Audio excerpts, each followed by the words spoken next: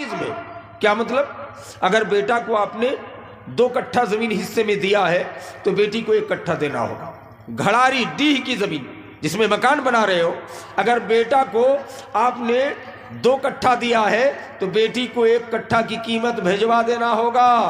اگر bank balance آپ کے پاس 10 لاکھ ہے، اگر بیٹا کو آپ نے 5-5 لاکھ کر کے حصہ دیا ہے تو بیٹی کو بھی 5 لاکھ کا آدھا 2.5 لاکھ پہنچانا ہوگا، نہیں تو آپ منصف نہیں ہیں۔ آپ کی اگر بیٹی کی شادی پہلے ہوئی ہے، ان کو معمولی ایک الماری اور کچھ دیا گیا، ابھی مہنگائی کے دور میں آپ کی چھوٹی بیٹی کی شادی ہوئی، اس کو زیادہ سامان دیا گیا، آپ کا انصاف کا تقاضا ہے کہ بڑی بیٹی کو بھی اتنا خرید کے دینا ہوگا۔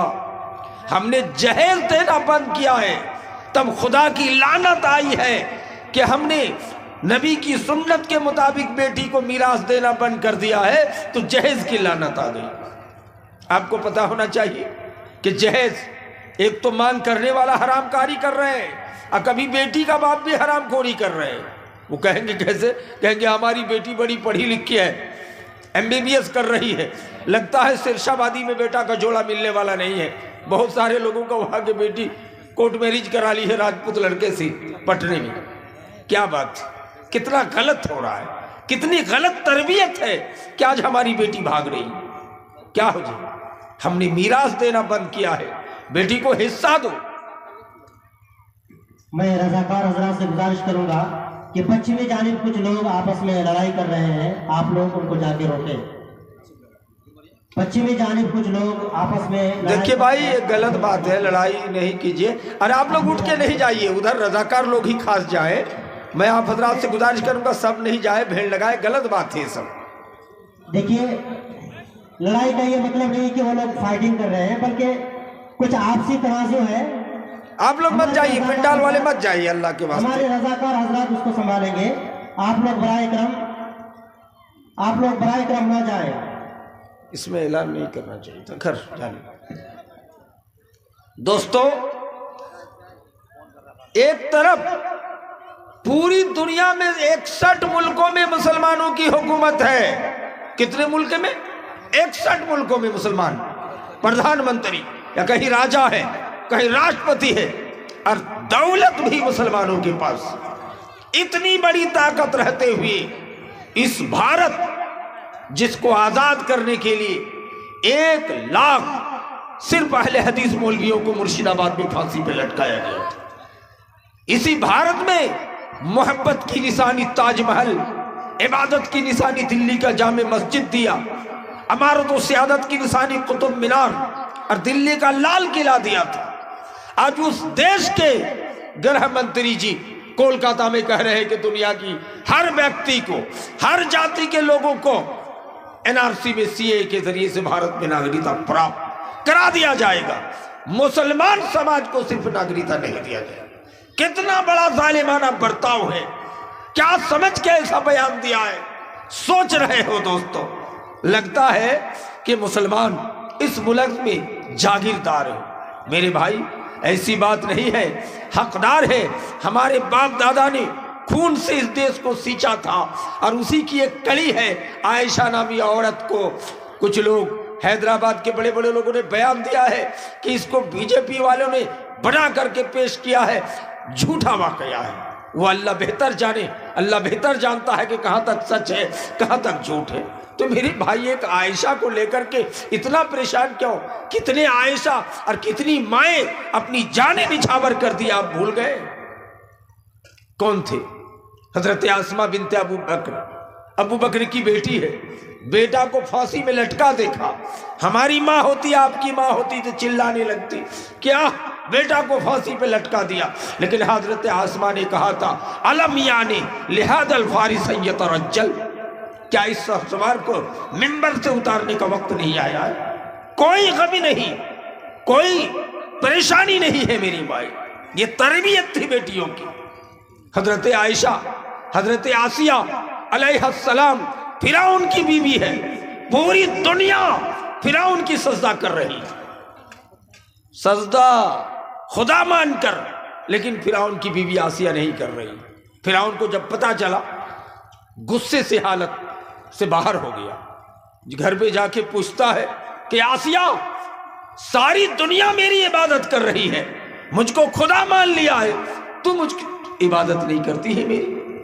کہا نہیں، تو میرا شوہر ہے، تو میرا ہسبینڈ ہے، تمہارا خاطر تواضع کر سکتا ہوں لیکن تیرا سجدہ نہیں کر سکتی ہوں۔ حضرت آسیہ کے ہاتھ میں کیل ٹھوکا، فرعون تلوار لے کے کھڑا ہو گیا، کہا آسیہ ابھی بھی مجھ کو سجدہ کر لو، نہیں تو تم کو اسی طرح سے مار دیا جائے گا۔ حضرت آسیہ تکلیف کے وقت میں بولی تھی کہ اللہ وہ جنت کیسا گھر ہے مجھ کو دکھا دو۔ یہ واحد دنیا میں حضرت آدم سے لے کر دنیا بننے تک پہلی خاتون ہے، پہلی عورت ہے جس کو اللہ نے دنیا میں جنت دکھایا تھا، کسی کو نہیں دکھایا گیا اس کے علاوہ جنت۔ میرے بھائی آج ہماری مائیں کہاں سے کہاں جا رہی ہے؟ ہم نے تربیت غلط دی ہے، تبھی تو ہماری بیٹیاں آج بھاگ رہی ہیں۔ تربیت اس زمانے کی تھی۔ امام ابن تیمیہ رحمہ اللہ نے کہا ہے کہ سب سے خطرناک اور بڑا جہیز یہ ہے کہ ہر لڑکا کہے میں خوبصورت لڑکی سے شادی کروں گا، یا ہر لڑکی بولے کہ میں خوبصورت لڑکا سے شادی کروں گی۔ یہ سب سے خطرناک جہیز ہے۔ کبھی آپ نے سنا ہے کہ اس خطرناک جہیز نے کون سا موڑ لیا؟ ارے سب لوگ اگر خوبصورت لڑکی تلاشو گے تو بدصورت کو کس کے لیے چھوڑو گے؟ غیروں کے ساتھ بھاگنے کے لیے نہیں، غلط بات۔ ایک کالے کلوٹ صحابی آئے کہ آقا مجھ سے کوئی شادی کرنے کے لیے تیار نہیں۔ امام کائنات نے بھیج دیا کہ چلے جائیے بڑے سیٹ کے گھر۔ پہنچ گیا، سیٹ باہر نکلے، کہا تم کون؟ کہا نبی نے بھیجا۔ کیوں آئے ہو؟ کہا آپ کی بیٹی کو نکاح کا پیغام دینے کے لیے، کیونکہ سنت طریقہ ہے کہ جو شادی کرے گا وہی لڑکی دیکھے گا، ہے نا۔ اب بنگلہ دیش کے مشہور مولانا عبدالرزاق بن یوسف تو کہتے ہیں کہ زنا کیا، اگر باپ بہو دیکھنے گیا تو باپ زانی ہے، زناکار ہے، بھائی تو بھائی زناکار ہے، جیدہ بہنوئی گیا تو وہ بھی زناکار ہے، اس کو رجم کرنا ہوگا یا 100 کوڑا لگانا ہوگا، یہاں تک فتویٰ دے دیا ہے۔ جو شادی کرے گا ان کے لیے دیکھنا جائز بس۔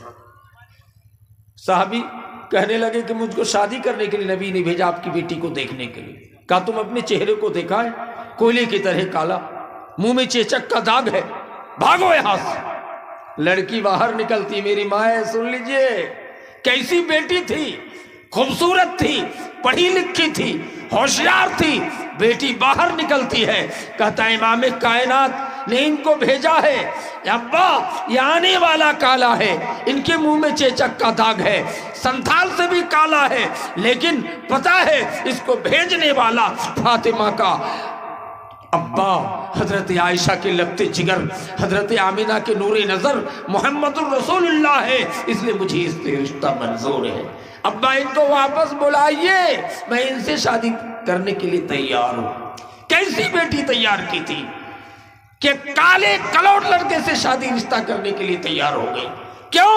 اس لیے کہ نبی نے بھیجا تھا، اس لیے کہ سیرت اچھی تھی، اخلاق اچھی تھی۔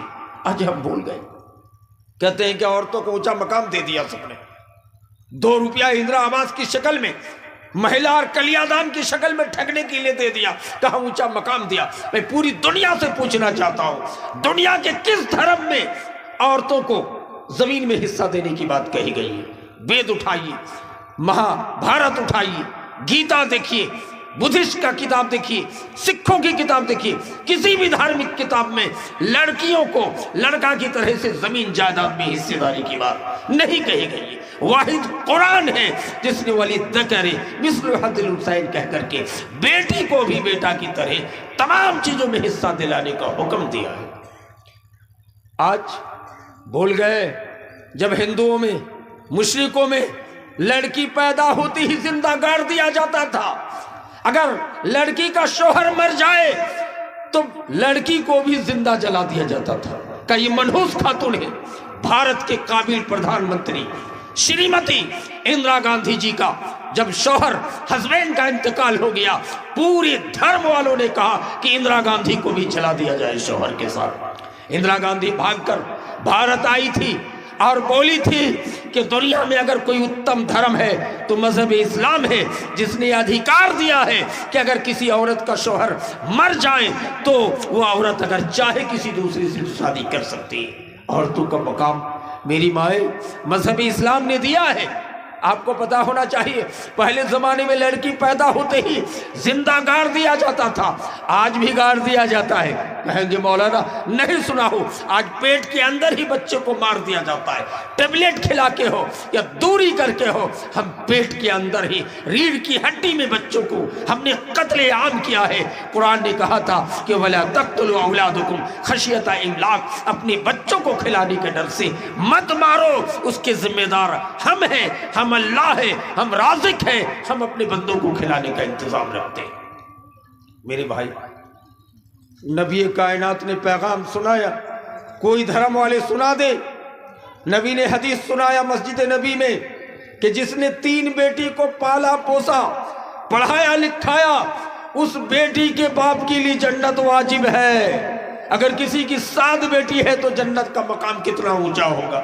امام کائنات یہ حدیث جب سنا دیا، حضرت قیس بن عاصم مدینے کی مسجد میں پھوٹ پھوٹ کر رونے لگے، ساتھ ساتھ حضرت ابو درداء رونے لگے۔ امام کائنات نے اپنی تقریر، اپنا خطبہ ختم کرنے کے بعد حضرت قیس بن عاصم سے پوچھا کہ کیوں رو رہے ہو؟ ہم نے تو سنایا کہ 3 بیٹی کے باپ کے لیے جنت واجب ہے، تو تم کیوں رو رہے؟ حضرت قیس بولنے لگے کہ آقا میں بھی اسلام قبول کر لیا ہوں، مسلمان ہو گیا ہوں، اے اللہ کے رسول پہلے میں مشرک تھا، سمجھ نہیں تھا، تو کیا ہوا ہے، کیا غلطی ہوئی ہے؟ قیس بن عاصم بولو، جب تم مشرک تھا، جب ہندو تھا، کون سا ظلم کیا ہو؟ حضرت قیس بن عاصم بولنے لگے آقا عرب میں جہالت کی بنیاد پر ہم لوگ اپنی بیٹیوں کو زندہ گاڑ دیتے تھے، میں اپنی زندہ بیٹی کو گاڑنے کے لیے جنگل کی طرف لے گیا، کدال سے جب گڈھا کھود رہا تھا، وہ میری ننھی سی بیٹی میرے کپڑوں کو جھاڑ رہی تھی، میرے پیشانی سے پسینہ پوچھ رہی تھی اور کہہ رہی تھی کہ ابا اتنی محنت کر کے گڈھا کیوں کھود رہے ہو؟ اس معصوم بچی کو پتا نہیں ہے کہ اس میں مجھے ہی زندہ گاڑا جائے گا، کیوں پریشان ہو؟ اتنے رحم کہ میرے پیشانی سے پسینہ پوچھے، پھر بھی ہم نے بیٹی پہ رحم نہیں کیا، اس بیٹی کو پتھر مار مار کے گاڑ دیا۔ جب میں بھاگ آیا تو بیٹی کی آواز آ رہی تھی، یا ماتا، اے ابا مجھ کو چھوڑ دو، کسی دوسرے دنیا میں بھیک مانگ کر کے کھاؤں گے۔ یا آقا پھر بھی میں اپنی بیٹی پہ رحم نہیں کیا، اب بتائیے مجھے اللہ معاف کرے گا کہ نہیں؟ کون کہہ رہے ہیں؟ قیس بن عاصم۔ حضور نے کہا اس وقت مشرک تھا، غیر مسلم تھا، تم نے بیٹی کو زندہ گاڑ دیا، اب اسلام قبول کیے ہو، توبہ کرو، انشاءاللہ اللہ اس کو معاف کر دے گا۔ یہ کون تھے قیس بن عاصم؟ کہا ابو درداء کیوں رو رہے ہو؟ کہا کہ میں اپنی بیٹی کو زندہ کنویں میں گرا دیا، پتھر مار مار کے سنسار کر دیا۔ بیٹی چلا رہی تھی کہ چھوڑ دو مجھ کو، میں دوسرے دنیا میں جا کر بھیک مانگ کر کھاؤں گی، تو میں باپ نہیں کہوں گی، لیکن پھر بھی زندہ نہیں چھوڑ۔ یہ کون لوگ مارتے تھے؟ مشرک لوگ، جینی لوگ، بدھسٹ لوگ بیٹیوں کو زندہ مار دینے کا کام کرتے۔ جب حیض و نفاس کا خون آتا باہر رکھ دیا جاتا تھا کہ ناپاک ہے، نبی کائنات نے کہا نہیں، حیض آئے، نفاس آئے، کوئی بھی خون آئے وہ گھر ہی میں رہے گی، ہاں اس کی حفاظت رکھی تاکہ خون سے گندا نہ ہو مسجد روم، لیکن یاد رکھو تم لوگ بیوی کے ساتھ سو سکتے ہو، کھا سکتے ہو، کھانا پکا سکتی ہے، سب کچھ کرے گی، لیکن اس کے ساتھ تم سیکس مت کرنا، بیماری ہو جائے گی۔ آج کل ڈاکٹر بھی یہی کہتے ہیں کہ حالت حیض میں، حالت نفاس میں آپ بیوی سے سیکس نہیں کر سکتے، باقی سب کر سکتے۔ یہ لوگ پہلے لوگ تھے کہ ان کو دور میں رکھا جاتا تھا، اسلام نے، مذہب اسلام نے عورتوں کو یہ اونچا مقام دیا ہے۔ میری ماں اندرا گاندھی بھی بچنے کی ضامن اسلام کا سہارا لے کر کے بن گئی اور بچ گئی۔ میرے بھائی کہتے اسلام نے عورتوں کو مقام نہیں دیا ہے، اونچا مقام دیا ہے، سب سے اتم مقام دیا ہے، لیکن ہماری مائیں آج سمجھ نہیں پا رہی ہیں۔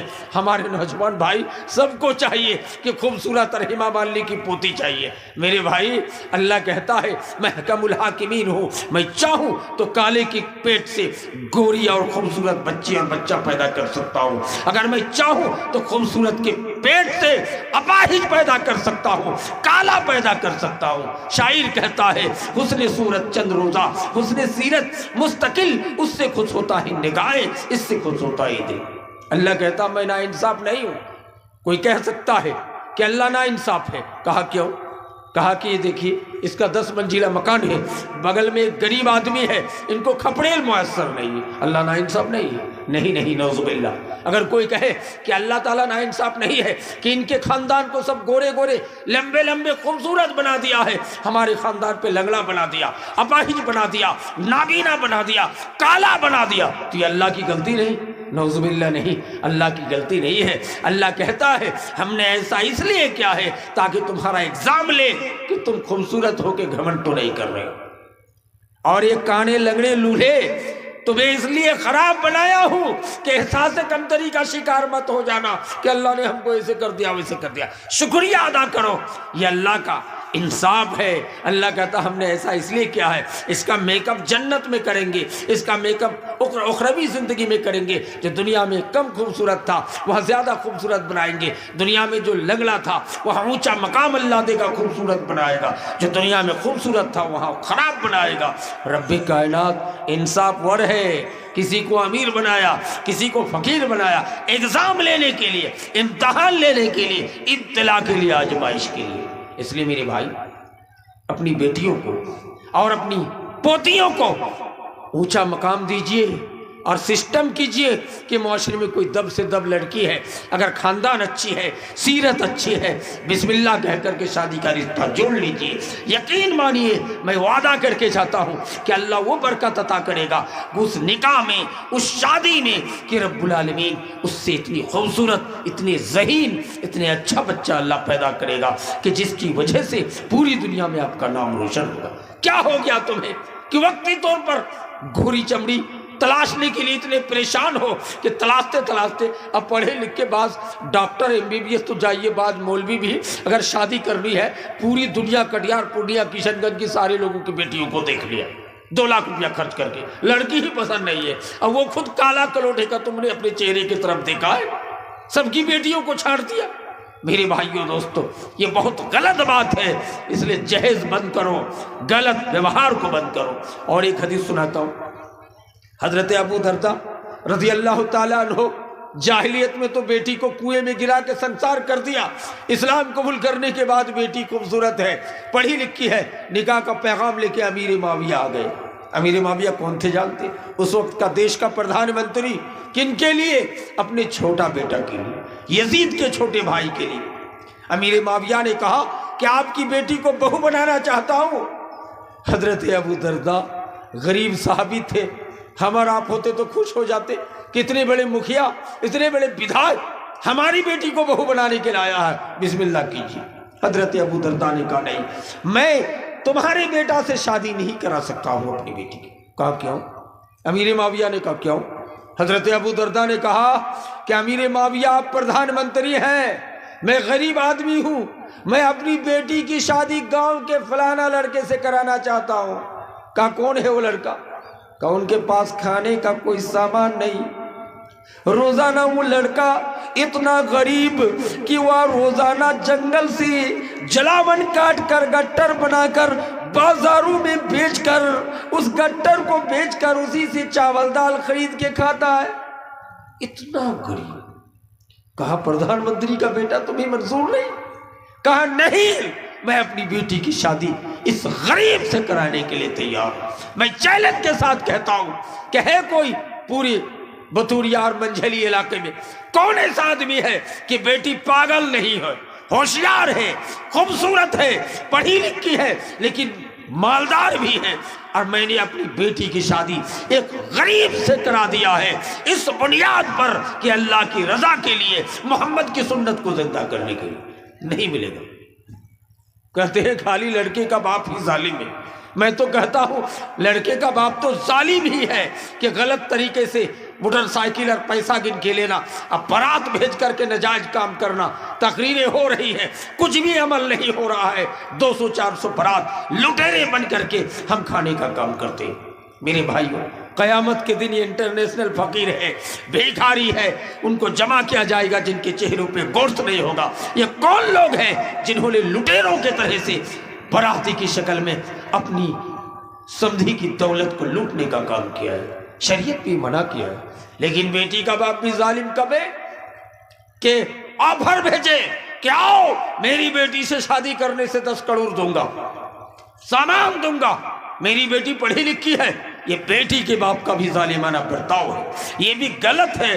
कभी कोशिश करो कि मैं अपनी बेटी की शादी गरीब से करा दूं। अगर कोई लड़का मालदार है, कोई गरीब की बेटी है, तो आप भी ये कोशिश करें कि हम मालदार हैं, खूबसूरत है, लेकिन एक गरीब की बेटी को इस बुनियाद पे बहू बना लेंगे या बीवी बना लेंगे, अल्लाह की रजा के लिए, नबी की सुन्नत को जिंदा करने के लिए। दोस्तों, इस्लाम ने कौन दर्श दिया, हम किधर जा रहे हैं? आज यही वजह है कि 61 मुल्कों में हुकूमत होने के बावजूद मुसलमानों पर जुल्म और सितम के आसार दिखने को मिल रहा है। जालिमाना हरबा और जालिमाना सिस्टम तैयार करने की कोशिश की जा रही है। ये मेरे नबी का हुक्म है, मेरे नबी ने पेशिन गोई की है कि जब तुम्हारा अमल खराब होगा, जब तुम रब से हट जाओगे, तो रब तुम्हें जालिम जाबिर हुक्मरान ला करके तुम्हें कुचलवा देगा, तुम्हें खत्म करवा देगा। इसलिए मेरे भाई, अगर अपनी जान और माल की हिफाजत चाहते हो तो रब का कुरान और नबी की सुन्नत को मजबूती से थामने की कोशिश करो। मेरे भाइयों, जहेज की लानत ने हमारे माशरे को कैसा बिगाड़ दिया कि आपको पता होगा। राजस्थान की कहानी, बुलेट गाड़ी लाया है, लड़का कबूल नहीं कर रहा है कि इंजीनियर है, इनको 4 व्हीलर चाहिए। लड़की का बाप सूद और ब्याज पर उधार कर्ज पे डूब करके तमाम बराती को बिरयानी और वीआईपी खाना खिलाने का काम किया है। अब बुलेट गाड़ी भी मकबूल नहीं है। लड़की के बाप अंदर गए, जाकर के अपनी लगते जिगर दुल्हन बेटी की सर को काट करके उस दुल्हे के सामने ला के रख दिया कि लाओ 4 व्हीलर ले लो, अब तो तुम्हारा दिल खुश है। ये कौन सा जालिमाना बर्ताव करने पे मजबूर किया? किसने? हम और आप जैसे जालिमों ने। हमने भी कोशिश की है, तकरीरें खूब की है। मौलाना है, बेटी को 2 करोड़ का सामान भिजवा दिया। कोई पूछते हैं कि मौलाना साहब जहेज लेना देना हराम है, क्यों इतना सामान भिजवाए हो? कहा कि देखो, हम अपनी बेटी को कुछ सामान दिए। का ये शरीयत पे मना है? इतना महंगा, इतना ज्यादा सामान देखो, माशरे की बेटियों को तुम बर्बाद कर रहे हो, तुम इतना सामान दे रहे हो। कोई गरीब आदमी अपनी बेटी को इतना सामान नहीं दे पाएगा, कैसे शादी कराएगा, कैसे बेटी बेचेगी, कैसे शादी कराए? इसलिए तो ये कौन करा रहा है? ये हम और आप जैसे लोग कर रहे हैं। इस गांव समाज से इस जुल्म को, इस रस्म जहेज को अगर मिटाना चाहते हो तो नंबर 1 नबी की सुन्नत पे अमल करो कि हम बेटी को, दामाद को बोलो कि आज नाजायज तरीके से क्यों ले रहे हो? मैं तमाम दौलत का हिस्सा, बेटे के आधा जो शरीयत का कानून है, मैं बेटी को देने के लिए तैयार। मरने के बाद मीरास पाता है, लेकिन मैं अभी जिंदगी में दे के चला जाता हूँ, लिख के दे के चला जाता हूँ। लेकिन जहेज मत मांगना, कसम खुदा की, पूरे देश से मुल्क से जहेज मिट जाएगा। दूसरी बात, हमको आज़म करना होगा, खाली मौलवी से नहीं होगा। अगर ये गांव है, पूरी भदौरिया और इधर मंझली, पूरे इलाका, पूरे देश के मुसलमान, हर गांव का अगर मौलवी, मुखिया, सरपंच, प्रशासन मिलके ये मीटिंग करे कि जो जहेज लेगा, जो ज्यादा बारात भेजेगा, उनकी शादी में नहीं जाना है, अगर कानून फिक्स करे, कसम खुदा की, पूरे इलाके से जहेज का ये जालिमाना रस्म मिट जाएगा, खत्म हो जाएगा।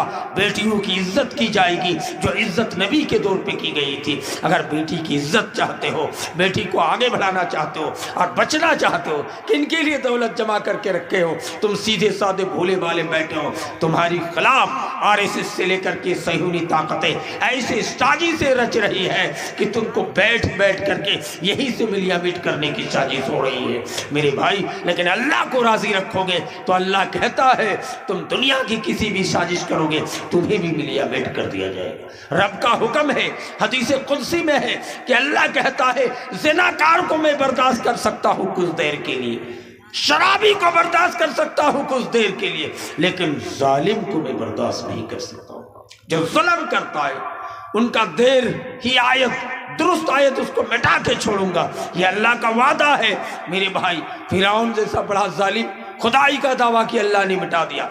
कौम आद और समूद ने जुल्म किया, तौबा कर दिया।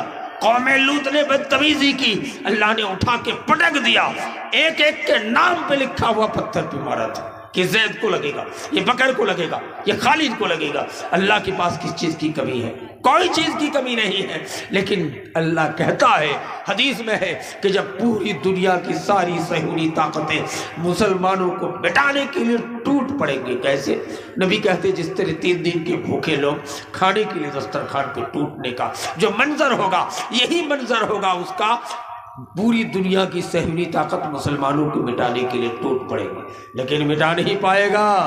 اسلام وہ پودا ہے، جتنا کاٹو گے ہرا ہوگا، مٹانا چاہو گے مٹا نہیں پاؤ گے۔ دوستو، آج احساس کمتری کے شکار ہو گئے ہو۔ حضرت سمیہ نے ابو جہل کے تلوار کے سامنے میری مائیں کلمہ نہیں چھوڑا، حضرت آسیہ نے فرعون کا سجدہ نہیں کیا۔ حضرت سمیہ کتنی پکی خاتون، حضرت معاذ بن جبل کو نبی نے وصیت کیا تھا کہ قتل کر دی جاؤ، جلا دی جاؤ، لیکن اللہ کے ساتھ شریک نہیں ٹھہرنا۔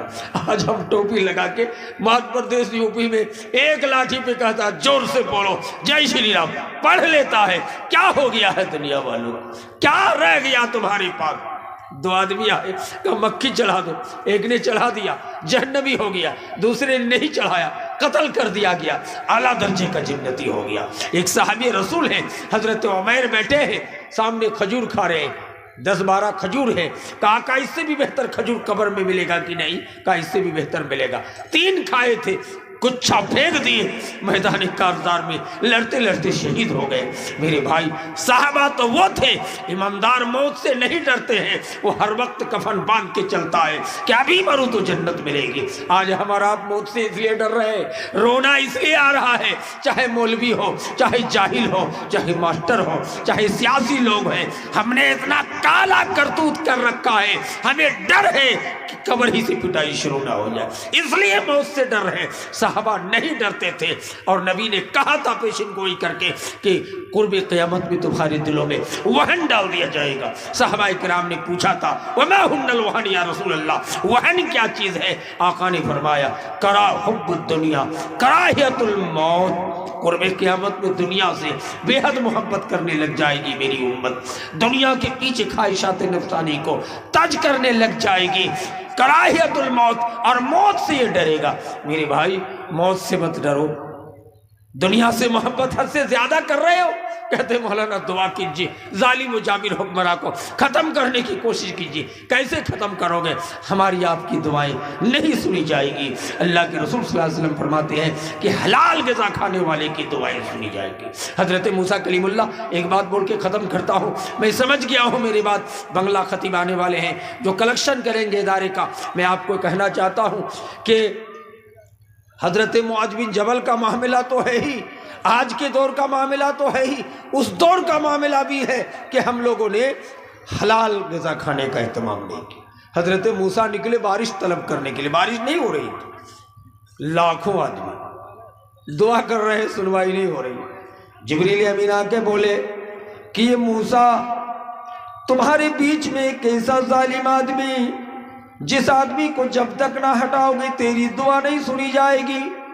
حضرت موسیٰ نے کہا یا اللہ، مجھے کس طرح پتا چلے گا کہ اس میں ظالم کون ہے، پاپی کون؟ کہا کہ سارے لوگوں سے مصافحہ کرو، جن کا ہاتھ چپک جائے گا سمجھو کہ وہی پاپی آدمی۔ حضرت موسیٰ نے سب سے مصافحہ کیا، سب لوگ مصافحہ کی، کسی کا ہاتھ نہیں چپکا، لیکن پاپی کا ہاتھ چپک گیا۔ حضرت موسیٰ سمجھ گئے کہ اس آدمی کو ایک گھوڑے میں بیٹھا کر کافی دور میں رکھ کے آؤ۔ اس کو جب کئی کلومیٹر دوری پر رکھ کے آئے، حضرت موسیٰ نے ہاتھ اٹھایا، کہا کہ اللہ بارش دے دے۔ حضرت موسیٰ کا ہاتھ اٹھانا 5 منٹ بھی نہیں ہوا، آسمان سے بارش برسنا شروع ہو گیا۔ ایک پاپی تھا تو دعا نہیں سنی جا رہی تھی، ہم میں تو 999 ہی پاپی کیا عالم ہوگا۔ حضرت سعد بن ابی وقاص مستجاب الدعوات صحابی ہیں، یہود نے مذاق اڑایا کہ تم محمد کے غلام ہو، تمہارا باغات سوکھا ہے، ہم نے دعا کی، ہم کنویں سے سینچ سینچ کر کے باغات کو سینچ کے رکھا ہے۔ حضرت سعد کی آنکھوں میں آنسو آ گیا، کہا کہ اللہ اگر تیرا بندہ ہوں اور محمد کی امتی ہوں، اے اللہ میرے باغات کو بھی برسا کے دکھا دے۔ حضرت سعد ابھی ہاتھ رکھے نہیں تھے کہ پوری باغات بھر میں بادل چھا کے پانی سے سیرابون کر دیا۔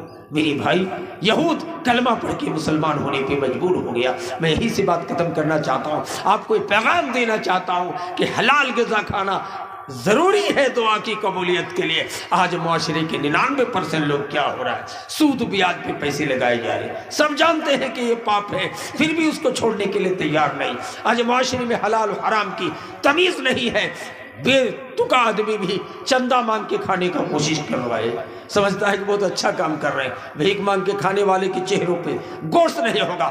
ہم نے حرام کا یہاں تک انتہا کر دیا ہے کہ مساجد، مدارس اور ٹیول کنویں کے نام پر اتنی رقمیں چرائی ہے کہ لوگوں نے جنت خریدنے کے لیے مسجدیں بنوانے کا کام کیا ہے۔ سعودی، دبئی، قطر، کویت نے ہم اس نام پہ جہنم خریدنے کا کام کیا ہے۔ شیخ صلاح الدین مقبول احمد مدنی نے کتاب لکھا ہے کہ علماء مسجد بنانے کی وجہ سے جہنمی ہو گئے۔ کہیں گے کیوں؟ اللہ نے تو کہا ہے جو اللہ کی رضا کے لیے مسجد تعمیر کرے گا اللہ ان کے لیے جنت میں گھر بنائے گا، لیکن ہماری کرتوت نے ہمیں جہنمی بنا دیا۔ حضرت عمر ایک نیا کرتا پہن کے منبر پہ کھڑے ہوئے، 3 صحابی پکڑ کے اتار دیا کہ خطاب کا بیٹا ہو، تمہارے باپ کا تمہارا ذرائع آمدنی جانتا ہوں، کہاں